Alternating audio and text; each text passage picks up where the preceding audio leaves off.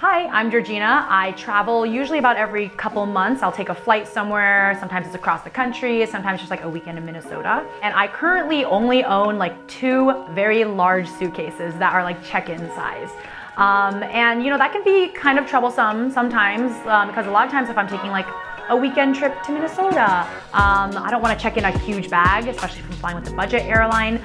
So I end up having to shove everything into my backpack, which gets so heavy, so full. It is so much work. I think generally I don't want to own too many things. I like the idea of having one suitcase that is all the sizes as opposed to having 3 separate suitcases of different sizes. Because then it's like, well, I don't know which one I'm going to use that much. Like, is it really worth getting like a tiny little suitcase if I'm not going to use it that much? A couple years ago, I went to Italy once, and I knew that going there, I would bring back home a lot more stuff than I was bringing there. Because I planned on buying a lot of souvenirs, a lot of gifts, and things like that.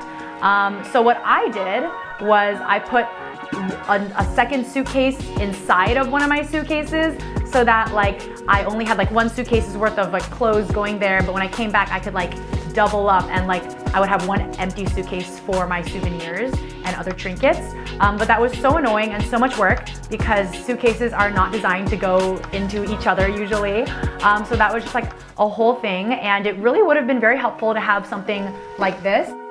If I was going to Italy, I would have it on like the smallest size, and then while I was there I'd buy a bunch of stuff and then I would fill it up to be a little bit bigger. So yeah, I think this would have saved me like a lot of time and energy on that trip and like many other trips that I would go on.